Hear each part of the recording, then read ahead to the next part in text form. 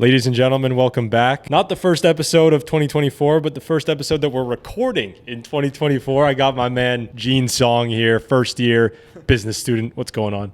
Man, good to see you, bro. I'm feeling good today, bro. Like, the rap goat is definitely Kendrick. Nobody has better songwriting than him. I think he's the best songwriter in music. Most people's probably favorite Drake album is like maybe the year they graduated high school or the year just entering college, maybe, you know, like a lot of good memories there. And maybe right now, you know, they got no money, they're bitchless, they're sad, all of this stuff. So like, man, this new Drake album isn't as hitting as hard when I was like, you know, really having fun back then. I need that Max win. What I've done recently, I've paired a bad habit with a good habit, but I'm only allowed to listen to one song after I've drank 1 liter of water. Also, people say you only live once, right? And even if the idea of rebirth is true, right? What if I get reborn into a rock? I've heard this on a different podcast before, and I don't agree with the phrasing of the statement. I think it's too extreme, but they're saying like depression is a privilege. I wanted to ask you about the exams in Rotman because the professor started snoring mid-exam. Seeing these engineering kids at U of T, man, they're real hustlers. Do you think that a government and like the laws created just by humans should be in alignment with a religion or not necessarily?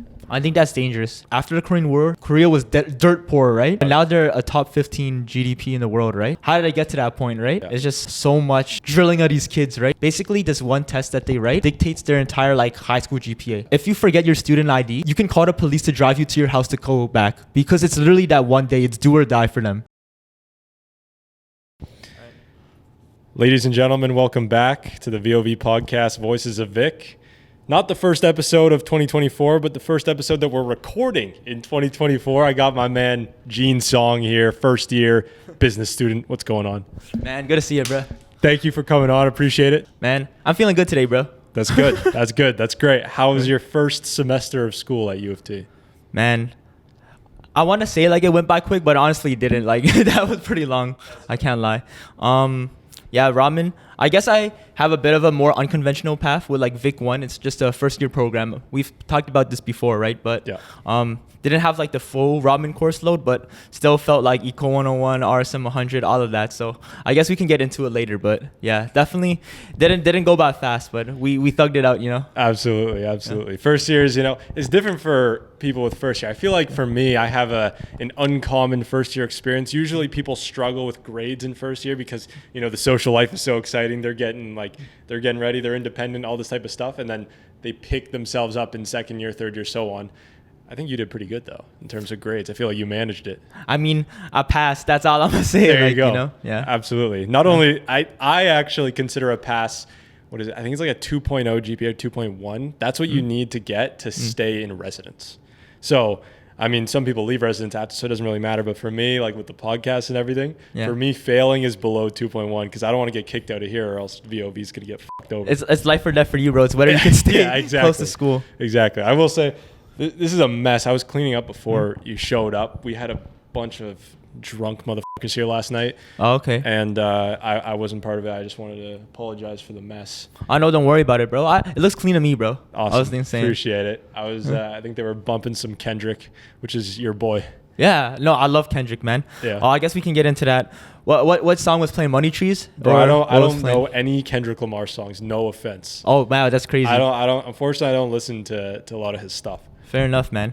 Like you probably know Humble and stuff. Like if you hear that, those are the big tracks. The big ones, but man, like I got like 3 goats. You know what I mean? Okay. Like I got my goat, and then I got probably like what most people say is like the rap goat, and then I just got like the goat. You know, right? Okay. So, the goat of what?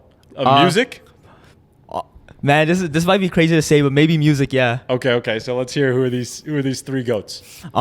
Man, like start with yours. I'm no like hip hop like connoisseur or anything. Obviously, this is just my opinion. I'm just like some random kid, you know. So the way you generate controversy is by saying this is not my opinion. This is pure fact. Listen to what I'm about to say. All right, well, this is facts then. So for me, my goat is Kanye for sure. Like he's just been my favorite artist for as long as I can remember. You know, right? All of his albums hold a special place in my heart. Like. Yeah, man, like his music's magic to me. So definitely Kanye is my GOAT for sure. My favorite artist ever. I'm sure a lot of people would agree. Yeah, 100%. I don't think that's a hot take at all. Yeah. Then like the rap GOAT is definitely Kendrick. Nobody Kendrick? has better songwriting than him. I think he's the best songwriter in music, like not just rap. Fair. Like Bob Dylan, Joanna Newsom, anybody that people say these old heads, like get them out of here.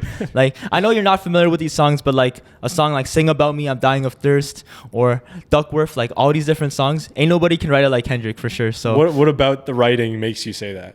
Because like for me, what I listen to a lot, I used to listen to a lot, is Juice WRLD. He's a freestyling magician, and like I understand what good writing could look like in rap, but for Kendrick, what is it? What is it about him that makes it different? it's just so immersive. Like it literally feels like watching a movie. The album Good Kid, Mad City, everybody describes it like it can translate to a movie. Yeah. And me, look at me, bro. I'm like a middle class Asian teenage kid that grew up with a pleasant upbringing, loving parents, all of this stuff. But I listen to Good Kid, Mad City, and like I've obviously never been gang affiliated or anything in my life, right? Yeah. But the fact that I can imagine all of that, you know, right? Yeah. It's Paints a literally like picture. watching a movie. That's the beautiful thing about art, right? Books, movies. Yeah. It can allow you to understand experiences that aren't your own, right? 100%. And that's just Kendrick's albums does that best for me. Like I said, man, I'll go to U of T, bro. Like I'm studying, I'm studious, right? Yeah. Like I'm not a gang member, but like listen to Kendrick's music, man.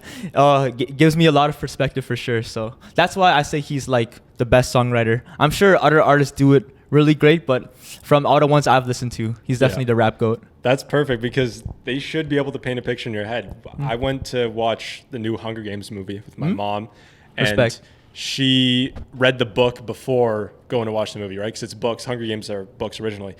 And so she had the background of the book. I didn't. I was just going to watch the movie. And she said to me after, she's like, did you understand that fully? Because there were some missing details because she knows the whole story.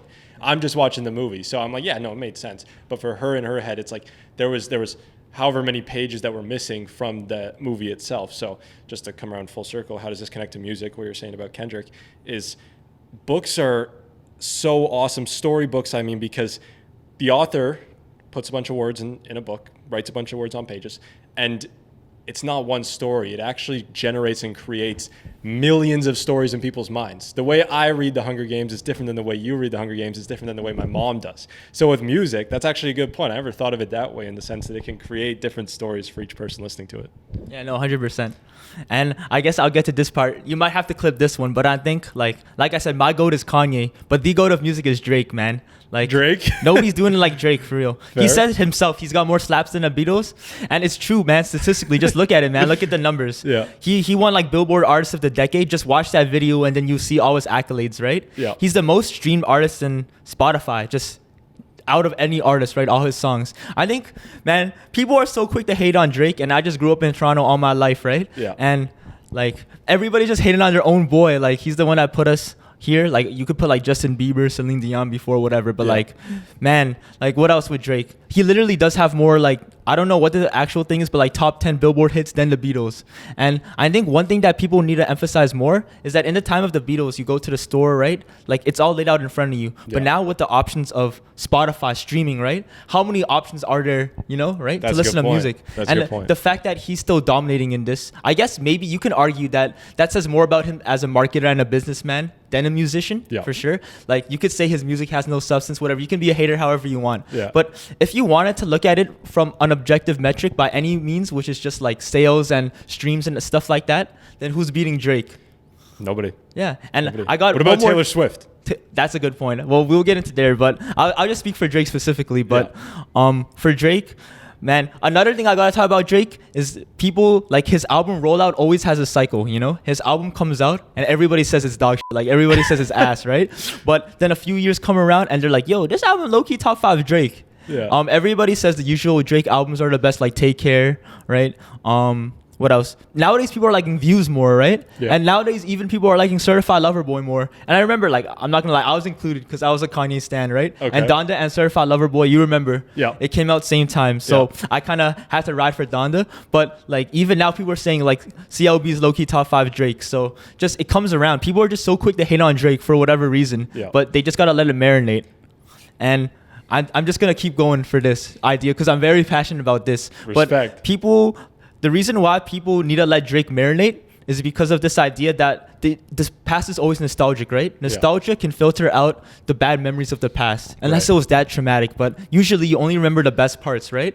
And that's why your favorite Drake album is from your favorite period in your life. You know, you talked to me about that. I remember you said that when we were eating in the dining hall. Yeah, about like most people's probably favorite Drake album is like maybe the year they graduated high school or the year just entering college, maybe, you know, like a lot of good memories there.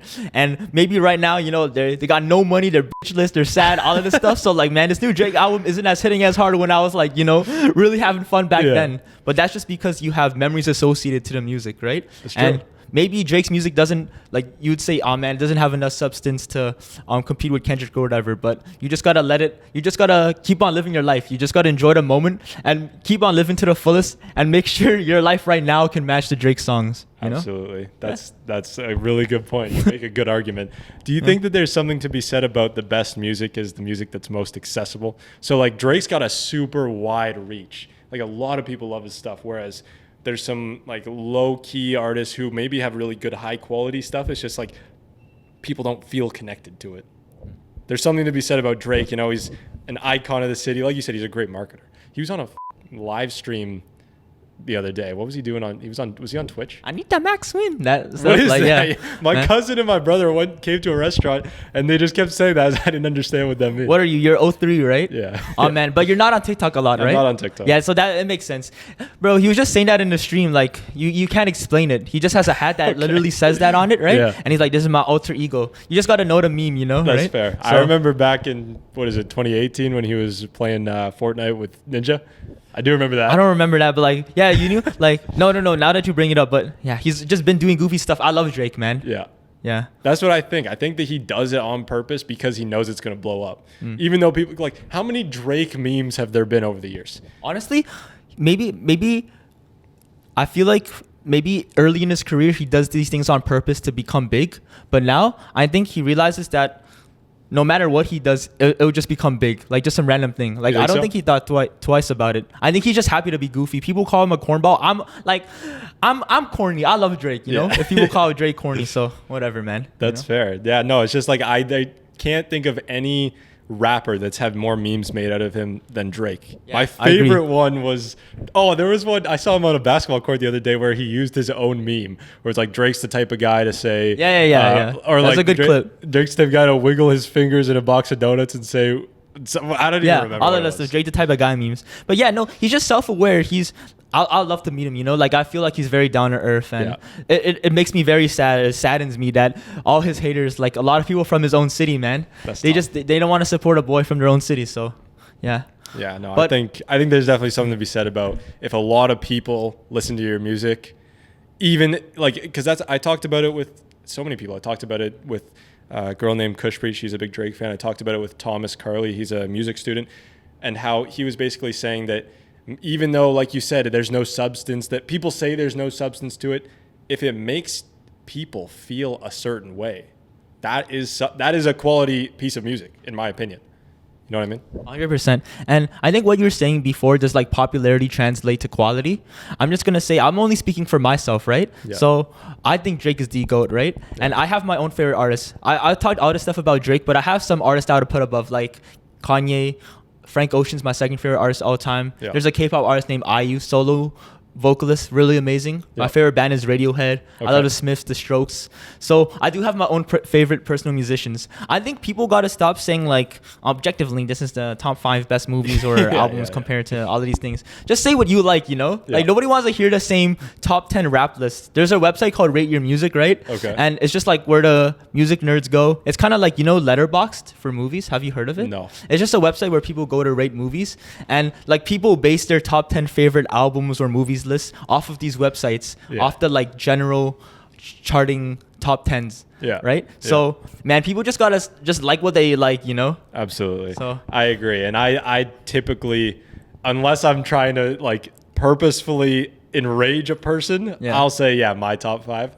But like, I think that I was reading some comments on a hockey post the other day, and I've realized that the best way to kind of like trigger someone to freak out if you're trying to make a hot take is to start with something that's generally like true and accepted, like a pretty obvious take. Like if you said, like, if I was trying to argue the GOAT of basketball was MJ? Like, no, let's say, or not, sorry, not the GOAT. Who's Donovan Mitchell? You know Donovan Mitchell? Yeah, I know Donovan. So if yeah. I was trying to argue that Donovan Mitchell was like top 3 all time, Yeah. which is an insane It's pretty take. outlandish, yeah. That's an insane take. He's great though. He's great right now. He's good. He's a good player. But I would have to come and say, yeah, MJ's the GOAT. You know, LeBron's definitely number 2. But I think the third greatest basketball player of all time has to be Donovan Mitchell. I start with 2 things that people kind of say is true. And then a third one that's just fucking wild. I think that that's the same thing with music. I think if music, just advice, if someone's trying to troll another person, you got to say things that people generally think make sense and then toss in the crazy take at the end. Yeah, man.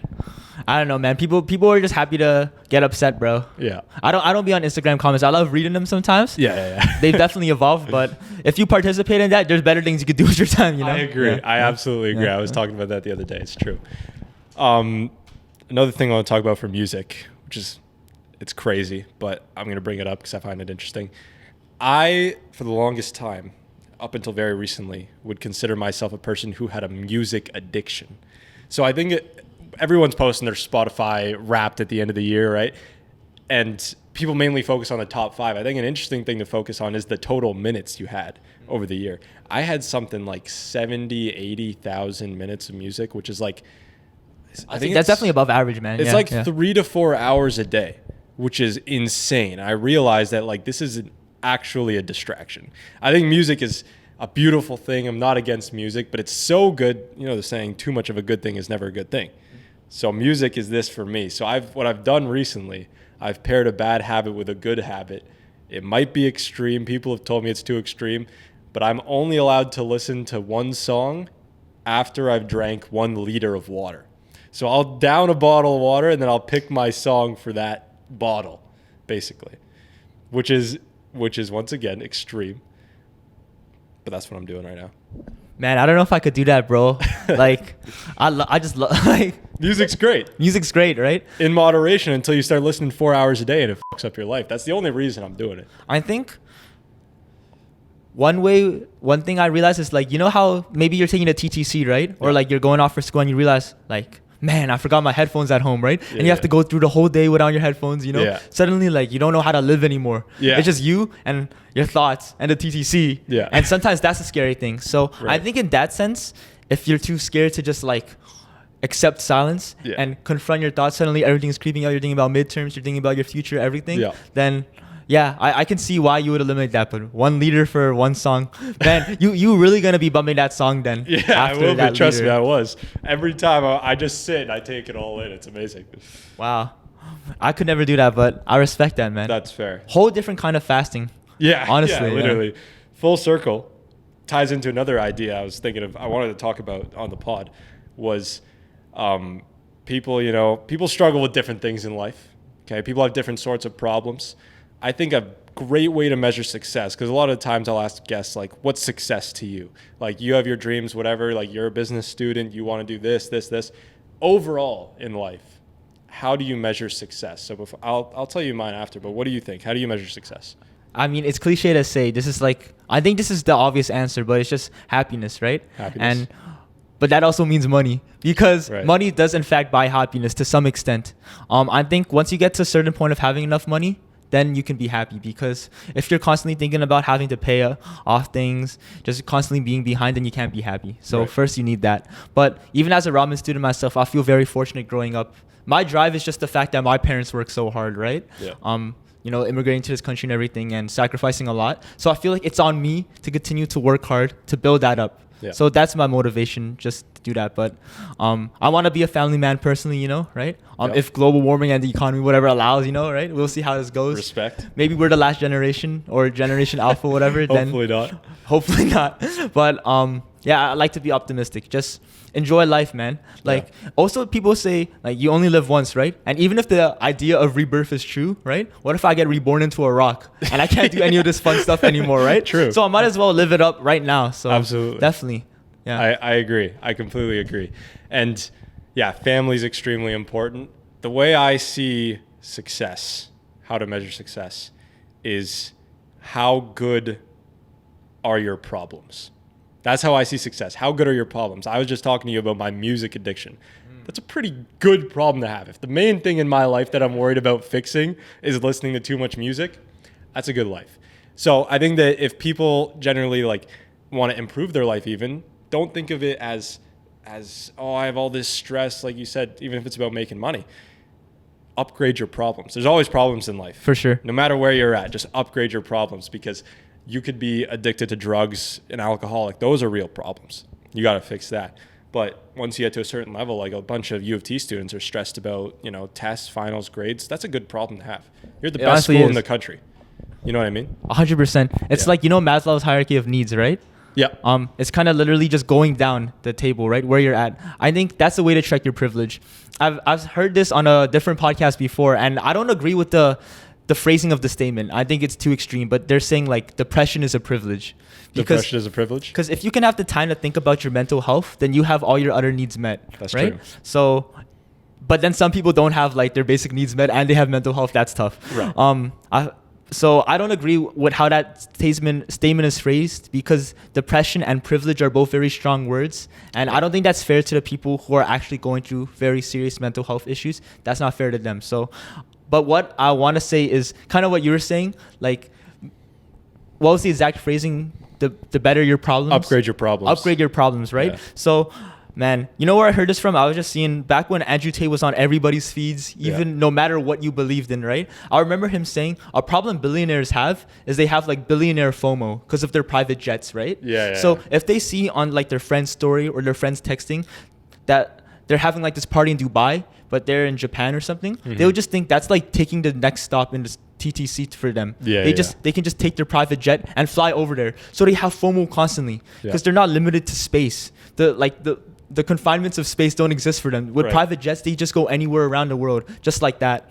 So that's the most upgraded problem, right? Exactly. And then we can just take it back to something more relatable to us. Even us just stressing about school, or my homie stressing about, man, I don't got a girl right now, bro. I don't got a girl. Like the fact that you can think about like, these things means that you got everything else met for you. Exactly. The fact that we don't have to worry about food, water, man. I'm blessed every day, Absolutely. Like, man, I can't imagine like some people probably have never felt like running warm hot water. You know what I mean? Like they've never experienced a hot shower in their life. Just think about that. Or ice cream or all of this. So, man, I can't help but be happy when I think about that. Absolutely. That's true. And I made a post yesterday about 4 new VoV series I'm doing. One of them's I saw that, yeah. One of them's Clown of the Month. And I was talking about, I've recorded the first video, but I was talking about that exact thing, how in general people need to be more grateful. And it's absolutely true.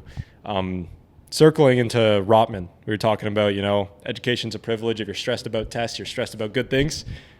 I took the business certificate. So for non-Rotman students, there's 4 courses that you can take that are in like the Rotman program. Basically, they're MGT management courses. So I took marketing last semester. I wanted to ask you about the exams in Rotman because I feel like I've come across an interesting discovery. People shit talk Rotman all the time. I'm sure you know. I'm sure you've heard enough shit talking by from arts people and inside science Rotman students. or outside. I was thinking outside. Do people inside shit talk? They just talk about how they find it hard maybe sometimes, but yeah, even outside. I know what you mean by outside, yeah. So outside of Rotman, people say the exact opposite, actually. They're saying how like, oh yeah, business students have it easy, all the work is easy. So I was taking the exam for marketing. And the questions, no offense, questions were decently basic. However, management's different than Rotman, but in general. However, I was noticing that there was a ton of distractions the whole exam. The professor, I'm not going to call out who this guy is, the professor started snoring mid-exam. It was a nighttime exam. He's an older guy. Mid-exam started snoring. One of the TAs was trying to set up the stopwatch or the clock for the exam during the entire exam. He kept switching from clock to clock. I was like, leave it on the 2-hour thing. So it kept changing. There was, at the very start, you had to pick what TA was allocated to you at the start of the year. Nobody knew. Nobody had, like, you got one email at the start of the year. You didn't even interact with a TA. They were literally just a point of contact if you had questions about the course. You just have to choose a name, like whatever name sounds good to you. Yeah, no, exactly. But I like, and there was like 2 questions that were missing words, and they had to, like, that happens from time to time. But like, still all this stuff adding up. I started to think, maybe the true test of Rotman and these management courses isn't the actual test itself. Maybe it's all this background shit that's supposed to represent like the stress you're supposed to be able to handle in business, and the things that you're supposed to manage, staying focused on the task while stuff's going on around you.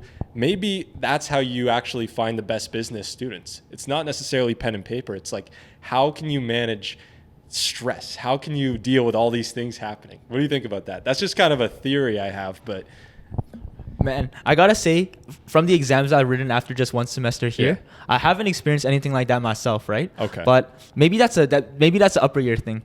I feel like the reason why people find Eco 101 challenging and RSM 100 challenging is just they do like the RSM drop from, everybody knows it's from before the final to after the final. I've heard like 12 marks down, 18 marks down. They're marking the final exam hard to make sure they can weed out maybe a few kids in ramen, right? Got it. But I haven't seen that yet, but I feel like maybe that's an upper year thing, maybe. Maybe keep an eye out. Yeah. I will. That's interesting. Yeah, I don't know. So I feel like you learned a lot from that particular experience, though. You gained a lot of insight about that. Because I never thought about that. I was just looking around like, there's so much shit going on. And pairing that with the test seeming easier than it was supposed to be, I'm like, maybe this isn't what I'm actually being tested on. Anyways. Like, obviously, you can't, like, generalize one experience for the entirety of ramen exams. Obviously. But at the same time, if all of that stuff was designed beforehand, you know, right? Like, just, like, snore during the exam. Yeah. Keep on fiddling around. That's crazy for real. Yeah, that would be... It's a conspiracy theory kind of thing. Yeah. Why did you decide to go into business? For me, I can take it all the way back. Like, going into my high school... Your birth. Nah, I don't know about my birth. In my birth, I wanted to be a penguin for real. Like, that's what I wanted to be growing up. But I wanted to be a Ninja Turtle. Yeah. Which did you have a particular one you wanted to be? Oh, Donatello, because people always call me smart in school. Okay, I see. So he was the nerd. I think I'd like to be Michelangelo. Maybe I'm wearing orange right now, but there just like he's very carefree. He seems like he's got the least responsibility. So shout out to Michelangelo. Shout out to Michelangelo for real. But anyways, yeah, I didn't even think of business as a career option going into high school. I didn't even know it was. Yeah. I thought it was just like doctor, lawyer, whatever, right? Yeah. Just the general stuff you hear. So, but what is it? One day in grade 9, I was like early in grade 9 at lunch. All my homies said at lunchtime that they were going to apply for DECA, which is like a club, right? A business club. You know DECA? I do. Yeah. So I didn't want to eat lunch alone, right? So I just decided to follow them. It was like an audition thing. It was like they gave you random objects, sell me this object. And I just did it on the spot, right? Yeah. And then I found out like I was in DECA and suddenly it was a commitment every week, these meetings. But through the club, I met like a lot of great people. Shouts out to all the people I met in DECA and at the time. And yeah, that's kind of how I knew throughout grade 9 to 10, throughout high school. That's when I learned like I like business. Yeah. It also helped that I didn't need to take any science courses in like grade 11 and 12 because, man, I'm not science oriented, bro. So like, yeah, it just kind of worked out in a lot of ways. I also like yapping. I'm a yapper, right? So yeah, a lot of things worked out that way. That's awesome. I was going to bring that up, actually. You're fluent in Japanese, as they say. Social skills are super important in business.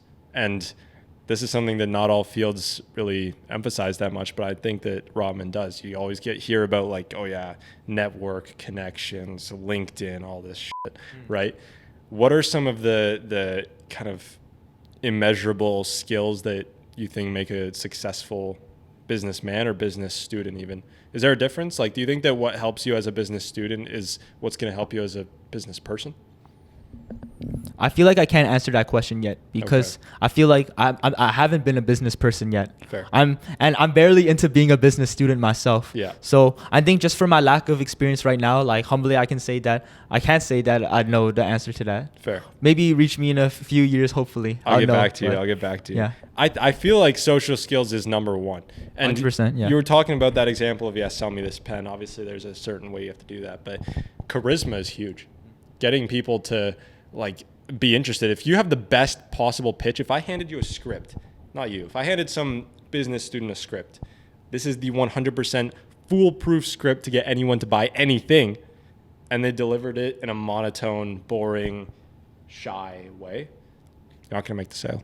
Not going to make the sale. There's something to be said about that charisma, that business rizz that you need. You know what I mean? Yeah. Absolutely. But yeah, I think that people need to foster that. That's what I'm trying to do. I'm not in ramen. I'm trying to be an entrepreneur.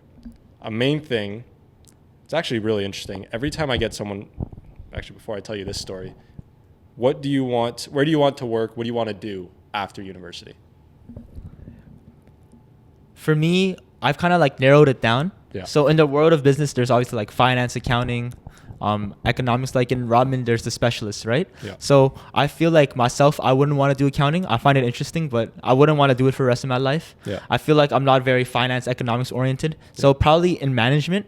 And, you know, I love movies, music, all of that stuff. So the dream would be to do some kind of management thing at like an entertainment company, anything like that. Cool. Whatever position. I'll build my way up, whatever it takes. But yeah, something like that, I feel. Something more human, people like, you know what I mean? Yeah. Not a just more people-oriented job. I'm a very social person, right? So I can tell. I think I'll need to just constantly be around people for me to be happy, not like a very isolated job. Absolutely. But I respect that. There's a place for everything. So. Absolutely. And yeah, it's true. And once again, good answer to the question. A lot of the time I ask a very common answer. The most common answer is, I don't know yet. I'm not too sure. And I think not only on the podcast, but when you go around university, it's surprising how many people don't have a plan set out. And like you said, you at least know the direction you want to head in. And I think that you need kind of both. Like there's something to be said about both in terms of you need a plan because you're not going to get anywhere without a plan to get there. If you're just aimlessly wandering and you expect to end up at the destination you want to, that's not really going to work out. That's not how things work. But I don't think you need a plan in the sense of you need to know exactly where you're going to be in 20 years. Yeah. Because there's a saying, I don't know if it's a story or if it's just a saying, but a guy in a forest is trying to get to the other end, to the other end of the forest outside. And there's a bunch of trees in the way. He doesn't know what to do. He doesn't know where the exit is. But the first thing to do is just take the next step because maybe a tree's blocking your view of where the exit actually is. So the moral of that, didn't really deliver it too well, but sometimes to know your end goal, the first thing you need to do is just know the next step. You don't necessarily need to understand exactly the position you're going to be in, at least know your next 3 to 5 moves. You know what I mean? But yeah, we'll take a quick break for the cameras and then we'll jump back into it. Sounds good. All right. Quick camera break. We'll jump back into it. Yes, sir. Something I should have actually brought up. The reason that I met you in the first place is because you're friends with one of the roommates that live here. Yes, sir. Andrew. Is he from high school? Do you know him from high school? Yeah. Okay. No. Good stuff. How's your guys' relationship now at U of T? Man, good. Like, I mean, I don't see him all the time. I don't think we have. I don't see him all the time. He lives here. I barely see him. Yeah. Yeah. We have just one class together, Mat 133, and that's like 3 lectures a week. Yeah. But yeah, it's just. I mean, I like to go to them, but I don't even see him there all the time. It's a big lecture, right? So, sure. Yeah. But even then, I mean, I'm going to be seeing him right after this. We got to work on a project with a group, right, for something coming up. But, yeah, man, a great guy. Yeah, in high school, we were in, like, a same nerd program together, Max, right? Okay. It's like, Max? Yeah, Math and Computer Science is what it stands for, MACS. And that's how I knew I didn't want to go into STEM for real. That's another reason why I know I wanted to do business. Yeah. Because I did all of that stuff. With the help of just the teachers and everything, I did APCS, like fast track that till grade 10. I did all of the just different math classes, and that's how I knew I didn't want to do that much math for the rest of my life, and that's how I knew I didn't want to do STEM for sure. Absolutely. And seeing these engineering kids at U of T, man, they're the real thugs for real. Like they're real hustlers. So I agree. All the respect to them. I completely agree. Where'd you go to high school? It's called William Lyon Mackenzie. Okay. Yeah. Is that something I've thought about? That's not a religious high school, is it? No, yeah, just a public school with some like programs in it, like gifted and max. Yeah. Got it. Okay, perfect transition. Now I think that I don't know for a fact, but off a hunch, because the country is becoming less religious, the schools are also becoming less religious, and a thing that's really important is that yes, your kids are going to school for education, knowledge, but there's also an aspect where kids are spending so much time in school. Like you see your teachers basically more than you see your parents when you're a kid, right?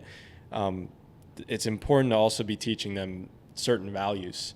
And I think that parents are starting to understand that more, how your kid isn't just going for math, your kid is also going to learn morality, right? Just by understanding what do the teachers say is right and wrong, they have a big influence on your kid. So what do you think about that kind of decrease in religion? Like, are you religious yourself? Yeah, 100%. Yeah. Yeah. A Christian for me. I was just brought up Christian.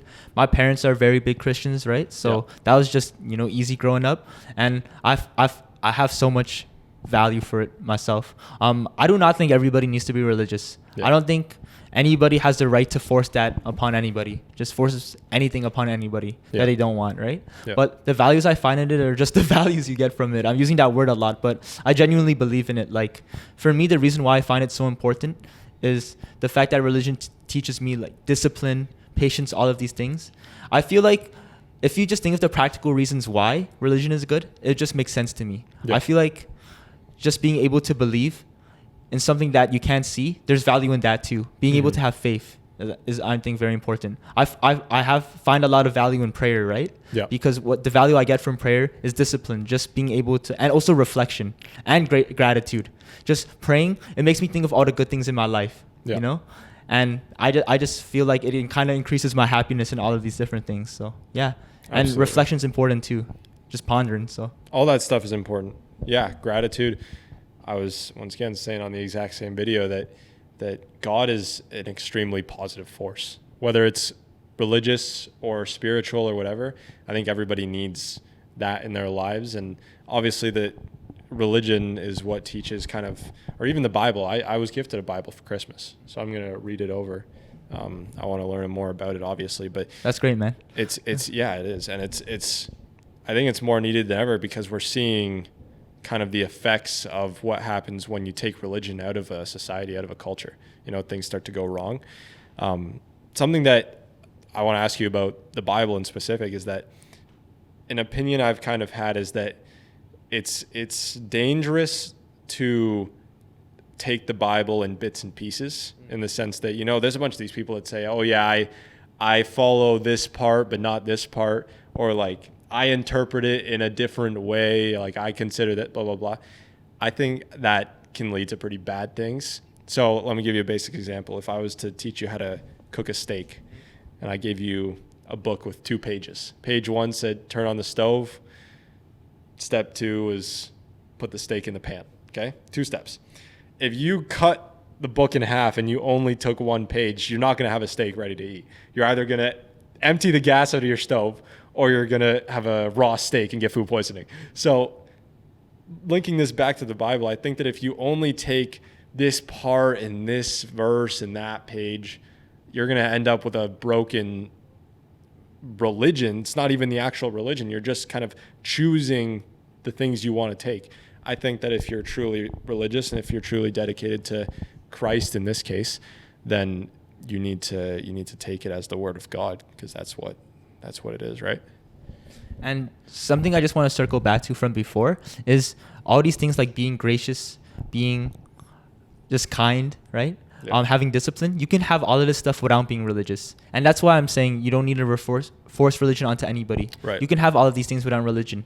It's just, for me personally, just being Christian allows me to practice these things constantly as a routine. Yeah. And consistency is key, right? So that's where I find the most that's where I feel the most gain from it, for sure. So yeah. That's true. And yeah, like once again, I'm not even religious. When I was growing up, as I was always raised with morality, right? You're always raised with values. You need to do these certain things. This is how you should act, blah, blah, blah, like pretty strict rules, which is in its essence, the biggest takeaway I think from religion is that like you need to have boundaries. You need to, know right from wrong, all this kind of stuff. An interesting topic I want to ask you about, which is something that I discussed at a church I went to, was the difference between justice and grace. People are naturally sinners, and we need to understand to, forgive them for their wrongdoings. The way you judge others is how God will judge you. Is that kind of how the saying is? No, the way you judge others is how you should expect to be judged, something like that. And obviously, I know you're not supposed to judge in the first place, but I'll just kind of say something that you were talking about earlier about morality, right? Yeah. I think also another thing with religious people is that some of the worst people can be religious too, right? Like you got the Pope or past popes literally like, molesting little boys, effing little boy butt, right? Like it's terrible, right? Yeah. Like I can't laugh about that for real. It's just disgusting, right? Yeah. And they're the people preaching. Yet they're the ones doing these things. And also you were talking about forgiveness too, right? Yeah. And then that was my point. It's terrible when it's superficial, right? They're just constantly like these confession rooms, right? If people come back to the priest every Sunday and are just saying, forgive me for the same thing, and you're just hearing the same thing every time you say, I forgive you. What's the point in that? It's just a cleansing for yourself. Yeah. Just for your own peace of mind. And it's terrible. Yeah, so true. That's where it's just, then you're not doing anything about it. Everything has to be genuine. You just got to be real with everything you do. So then is it the intention then? You think that you can be 100%. Forgiven if your intention was pure? 100%. If you genuinely want to change, then that's the best part, right? Got it. You got to grow. Yeah. That's cool.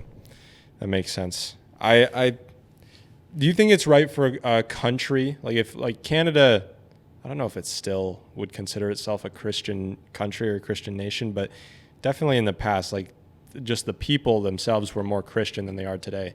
Do you think that, like, how do you find the link between religion and government? Like, should the laws of a country be based around, like, let's say a religion? Because the way that the laws are, like, the reason we know right from wrong, a lot of it is from the Bible, right?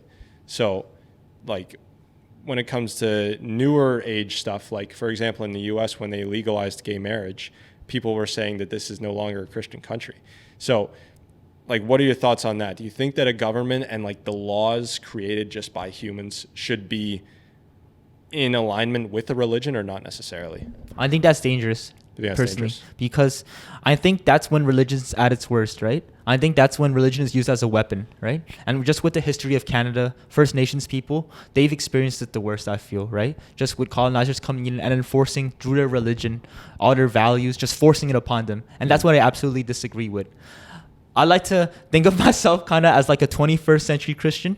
And what I mean by that is I feel like not picking and choosing what morals I have just from like, I follow the 10 Commandments. I believe I shouldn't idolize anybody before God or anything because I don't think it's good to think of anybody on earth that high up. So I just have my reasons for everything and stuff like not murdering, respecting my parents. I find that usually pretty not too hard, you know, right? But I think it's very dangerous when religion and government, the line's very hard to draw because like for things like restricting gay marriage, I fully support gay marriage, obviously, right? And that's where I think I don't agree with for sure. So, yeah. Got it. Yeah, it's a good point. And it is an interesting thing because like a country that claims itself to, you know, to be the where all religions are accepted and there's freedom and all that stuff. Freedom of religion is what it is. Sorry. Freedom of religion. Like, how can you say freedom of religion if the country itself is going to identify with one religion? And it's, once again, I'm not even saying it's wrong. I'm just asking the question of, should it be that way? But yeah, with the First Nations thing, that's a good example. Whereas other countries, like you would say, we're a Christian country, we're a Muslim country. If you want to come here, then you better follow these rules. Like there's a difference, you know? Yeah. Also, I think for morality, it should just come from empathy. That's what I think. Just a very smart person in my Vic 1 class, I think it's called like the social conduct, something like that. Basically just you gain empathy from experience, right? If somebody slapped you as a kid, right? Yeah. Like maybe in the playground in like grade 1, you didn't feel good about it. Maybe made you cry, right? Yeah. Then you think to yourself, either you can go two ways. You can go around slapping everybody, just be hateful, or you learn from that experience. Oh, that didn't feel great. I'm not going to slap anybody. That's not a nice thing to do. So empathy is just gained from experience. And yeah, I think that's just how it should be. You just learn from life, right? Absolutely. Yeah, and as long as you have some sense of moral code, I think at some point it's innate. It does have to be learned, but yeah. You think it's innate? Yeah. Like you think that, like if you put I mean, it's impossible to actually find out, but like, are we born knowing that murder is wrong? No, actually. No, I take it, when I meant innate, I think it's just like your ability to have empathy is innate, but I think we do actually like kind of grow up rotten, you know? Like you don't teach a person to have prejudice or be mean, right? But you have to teach somebody the laws of society, right? Yeah. And it's not just fear from getting in jail, but it's just growing up with empathy, right? You do bad things and you learn not to do them, right? And experience is just the best lessons to learn from. So that's it. Yeah. I had another guest, his name's Arnav. He brought up there's a cognitive bias that humans have where when you do something wrong, you understand the background and you justify it and you say, no, I had to do it because of X, Y, Z. Whereas if someone else does something wrong to you, it's more black and white. You think like, oh no, this person's a bad person, blah, blah, blah. You know what I mean? Yeah. So the example he gave was that if someone breaks into your house, you're going to think this guy's a thief, burglar, or whatever. what a terrible person. You don't think maybe he was on his last straw and needed to get food to feed his family, or needed to steal my jewelry to sell to buy food to feed his family. Like, you don't think of these things. Whereas, yeah, that's exactly how empathy is. I'm not going to lie. I struggle with empathy myself. I've brought this up before, how the saying, I was always told, treat others the way you want to be treated, which you think makes sense. But if you treat yourself pretty harsh, like if you set some hard standards on yourself, then you're going to go around enforcing these standards on other people, which might not be the best thing. So what do you think about that? I do agree with the sentiment that treat people how you want to be treated. And I guess maybe you and I are different in that way, because maybe I'm a soft guy, but fair. Man, I don't like to be told bad things or anything like that. So that's why I just like to be nice to everybody I meet, That's right? Good. Just see people for the best. Maybe I'm naive, but that's just kind of the outlook I've had. Yeah. Or also maybe I'm very fortunate, because I've only met really good people for like the majority of most of my life, right? So that's why it's easy to have that mentality then. Yeah. So, I think that'd be crazy odds, though. I think the common denominator is you. And this is what my brother said. He's like, I think it's a really good thing for you to just trust people naturally. If they wrong you, or if you get a sign that something's going to go wrong, then that's when you cut ties. Whereas I think everyone at the start, people are good people innately, and you should give them a blank slate and say, what if I don't come into this hesitantly? I think that you need to go into relationships with kind of somewhat of an open arm. I might get railed in business then, in that world. But yeah, it's a balance for sure. And I think just a world in like business jobs that's a good point. Is going to be a completely different world than just like interacting with people in their day-to-day life. You don't got to be skeptical of everybody you see if it's just a very simple interaction. So yeah, I mean, and also just for your quality of life, just enjoying living, then just live it that way. That's true. Yeah, business is completely different. That's a good point that you brought that up. I would not do that with business. I think you'll get definitely railed. Yeah, that's what I said. That's exactly what you said. That's a good word for it. How good of a judge of character you are? Like, how long do you think you have to talk to someone to really understand if you can kind of be around them or not? Honestly, I'm not that sharp in that way, I feel. I think for me, it's just a vibe thing. Like, it's literally just if I feel like I like being around you, if I like talking. Mm-hmm. And not that I'm that judgmental. I don't think anybody can stand on that high of a horse to judge people like that. I'm better than you. It's just who I like being around. True. But in terms of, that's something I would have to continue to gain with experience. Just being able to discern, is this person a sharp person? Is this person smart? Is this person witty? I feel like I'm not very good at that myself right now, to be honest. But yeah, for me, it's just off of the feeling. It's that simple for me, yeah. Because you talk to a lot of people, though. Like, I feel like you're like we said at the start, you're a social guy. So I wonder, like, because like you interact with all sorts of people, like, is there a time where you're like, I don't know about this guy, or maybe he's like, I don't know about you. Like where does the friendship begin? Like, what has to be in common with people for you to be like, all right, I trust them? More than commonality, it's just time, right? My bestest friends are just the ones that I've known the longest, from like grade 1 and then 6, and just the people I've spent the most time with. Yeah. For me, just being here in Toronto at U of T, I'm still close to a lot of my friends that are just at home, not too far away, right? Yeah. So it's just very easy for me to link up with them as well. And it's easy for me to compare them to the people I'm just meeting around here. But I think that's not fair, because they have years of friendship and memories on top of that. So just nothing that lasts happens overnight, or is built up overnight, right? So absolutely. It just comes up that way, yeah. And you're from Toronto? Yeah. Your Toronto. Background is Korean? Yeah. So did your parents, they immigrated here, as you said? Yep, yeah. Right. So you're working to make your parents proud? I hope so. Which is awesome. I heard a thing that said that there's like an immigrant effect of like career success, where like we're starting to realize that like when an immigrant comes to a country like Canada or the US, like they're working their ass off, because a lot of the times they didn't have the same opportunities in their home countries that they're getting in these countries, right? But there's an effect like that can trickle down to the immigrants' kids and then the grandkids, but the effect really only lasts, I think it said 3 generations. Yeah, it's just kind of like first generation immigrants hustle so hard, second generation, third, and then it like dwindles down. Yeah, like, I think that after the third, it's like gone. It might be kind of like the generational wealth is built up. There's enough money in the family. The stakes aren't as high anymore. Right. It's not in memory. There's a lot of factors, right? Yeah. So I mean, I can't see that myself with my family because I'm just here right now. Yeah, but maybe from people around, maybe I can feel a more laxness from third and fourth gens, whatever. I can't blame them at all. That's just living life, right? So exactly. I they're mean, just enjoying their life, and that's true. everybody has their own problems. So I'm a judge of nobody, right? Yep. So yeah. Yep. But it is a very interesting idea for sure, and how some maybe people experience like trauma from just the immigrant whole situation, right? Just growing up with immigrant parents. My family situations, I'm very blessed that like I'm very close with my parents and everything. I love them and everything. So that's good. That's good. I think that people could benefit from phrasing it differently too. Like you said, I don't know if there are people, I'm sure there are, who think it's a bad thing that they have immigrant parents. My dad's an immigrant. I think that that's a huge, like you said, it's a huge blessing. You're second gen? Well, my mom's Canadian. I see. So my mom's Canadian, but my dad's from Mexico. Yeah. So like half. Yeah. Like what would that be? 1.5 gen? By immigrant, right? Sorry? Like biracial, but like. Yeah. By immigrant. Yeah, that's a good point. Yeah. So once again, you see the hustle from him. And it's like, I got to step it up here. And you learn that, yeah. Yeah, absolutely. But no, tell me more about, like, you were talking about the Korean educational system. Yeah. How is that different from what you've seen here? Like, how do you even know? Have you been to Korea?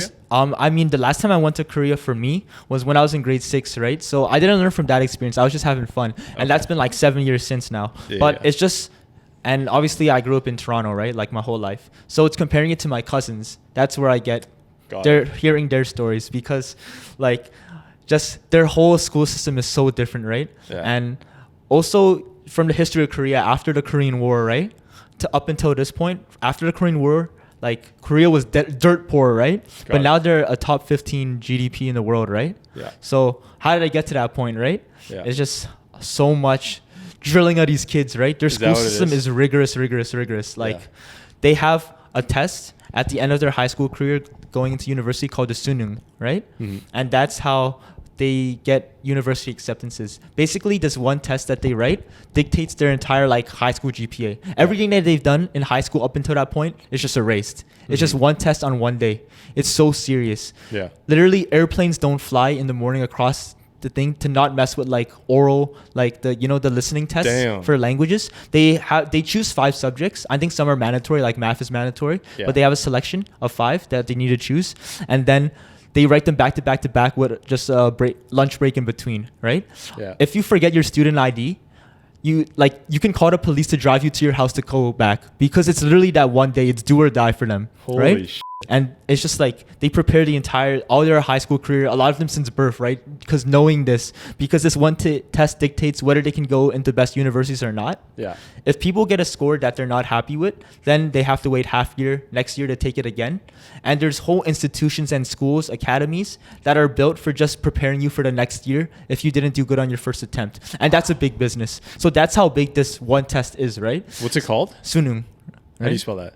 I'm gonna butcher it, right? So yeah. But what is it? So comparing that like to what I had to do, to get into university, maybe supplementaries, maintain good grades for grade 12. Like I remember stressing for like my calculus grades first semester of grade 12, right? Yeah. The final exam, but like the stakes are different. Like going into an exam now, I'm just glad I never had to write that. That's the amount of stress. Like my cousins my age, like what they must have gone through, right? Just hearing that from my mom. And my aunt and everything. So yeah, it's different for sure. That is messed up. I heard maybe this is not from Korea, maybe it was in China. I heard there was somewhere in East Asia where they were talking about a group of students, a class of students was suing their school because they ended a certain exam, which sounds similar to the one you're talking about. Like they ended it like 30 seconds early. Yeah. Did you hear about that? I saw that on Instagram. Yeah. So they were suing the school because apparently, once again, it's extremely important, these tests. And high standards, people need high standards to succeed. And I think you can compare, a perfect example is literally just look at the US and Korea, or US and China.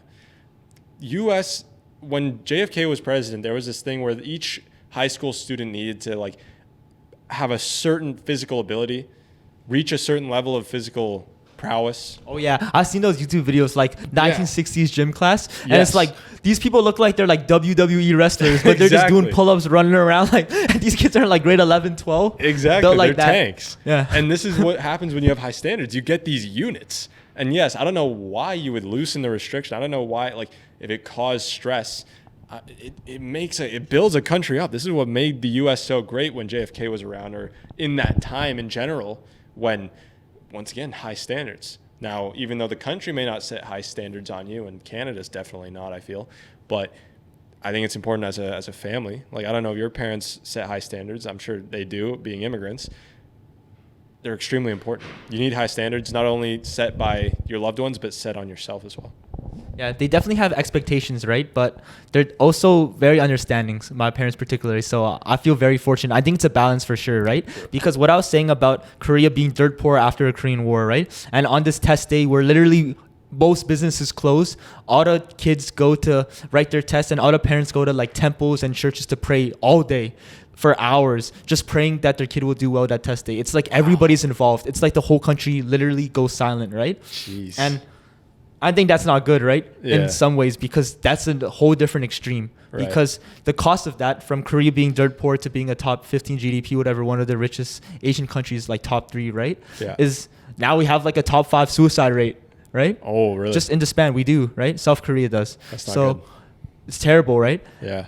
In that span of time. So the correlation of like, you know, our money going up is also the suicide rates going up. Right. So it's a human cost to it too. Interesting. And that's where it comes in. So what you were saying about like kind of, you know, let's increase efficiency, stop being like maybe the US is getting soft. Yeah. That's also another aspect, the human aspect. That's is the what we thing, got to yeah. consider too. So So good point. Maybe, but even that, I would argue, I don't think the U.S.'s mental health has gotten that much better either. Like No, since yeah. that time, right? And obviously, there's so many factors to it. You can't just look at a gym class and be like, "This is why everyone's sad." Yeah. Obviously not. But they're one of the fattest countries. U.S. is fat as hell. humongous for real. Yeah. Yeah. So there's definitely an argument for both. But yeah, no, that's definitely not good. Yeah, the balance is, but if they're handling something as big as a country, it's not just simple as like, all right, let's find a balance between how hard school is Obviously. and all of this. There's a million things. Obviously, So- I think that you need to be. I don't know if it's like, it is extreme what Korea's doing. It is. I think that's too extreme myself personally. Yeah. But that's just the system they've adopted. And in a way it's worked, right? Because Right. now they got all these companies, Samsung, all of the technology, they built it up. So Korea's a small country, right? Yeah. Geographically. So they don't got as many natural resources as like Canada, right? Right. So they just got to work the brain power as hard as they can, right? Yeah. Drill the human resources as hard as they can. Right. So that's how they did it. And the system has worked in that way. But like I said, the human cost, it just makes me very sad. It just, Yeah, it's true. And what might be the best for our country isn't always the best for you as an individual. you For know? individuals, yeah. But once again, there's also a patriotic element to it. Like, you want to make your country proud. You know, the country, of course, if it's a country like Canada, it's giving you a lot of gifts. I don't know if maybe in Korea, some people don't feel that. I'm sure they do. I'm sure that in general, most people in the world are proud of the country they're in. Yeah, I do wonder. At that point, I feel like they're not even thinking about their country, though. I think they're just thinking about themselves and their family, just Right. getting in the best universities. And also, like, more so than Canada, for sure. Like, being in the top 3 universities, whatever, is like clout everywhere. If you want, like, if you're dating this girl and then you tell her parents that you went to one of these universities, you're set. Like, Yeah. that's how big Yeah. it is. So that's why, like, this test is so serious Yeah. and the education system's so serious. And yeah, this is why, yeah. That's true. That's another thing. Once again, this guy Arnav, it's coming out on the 21st of January, his episode. Yeah. He was talking about, because I think he has an Asian girlfriend. Don't quote me on that. I don't know. But he was talking about how, like, he was comparing Asian girls to girls here. And he's like, yeah, Asian girls, like, if you got your life set and whatever, you're at a good school or you're, like, on track to have a high paying job, like, that's what's attractive. Whereas girls here are like, oh, he's funny, he's cute. You know what I mean? It's a different level of expectation, or what people are looking for in relationships, which it's interesting. What would you be better to bank off of? Would you rather a girl think they want to be with you for your Definitely, I like, education, honestly, or in this your thing, I agree with the Western humor? values more. You gotta Yeah. like the person, you know? You can't like the salary. Yeah, So that's fair. 100%. Yeah. That's fair. Yeah. Anyways, this has been a good conversation. I appreciate you coming on. Yeah, for sure. It's been fun, man. I enjoyed this, bro. Do you have Yeah. any final thoughts to share with the Vic people, U of T people? Man, I just want to say, keep living life to the fullest, bro. Like, just keep chilling. Yeah, take it one day at a time, and just remember, the fact that you can take hot showers is a blessing and stuff. Enjoy ice cream and all that. So yeah, have a good one. Absolutely. Hot showers are the shit. I don't know who's out here doing ice baths on purpose, but And the fact that you have the choice to do like Yeah, ice baths, literally. right? Like the fact that's Literally. like, it's not like because you only have cold water, Yeah. you know? Like you can't have hot water. It's just like, I choose to take cold water. Like, bro, Yeah. you're privileged, you know? There's people out here who just like they don't have the choice. It's only ice baths. So yeah. Anyways, thank you for watching episode. I don't know what episode this is. Gene Song. Yes, sir. That is VoV Podcast, Voices of Vic. Follow us on Instagram and TikTok. Subscribe to the channel. Like the interview. And we will see you next Sunday. Peace out. Peace.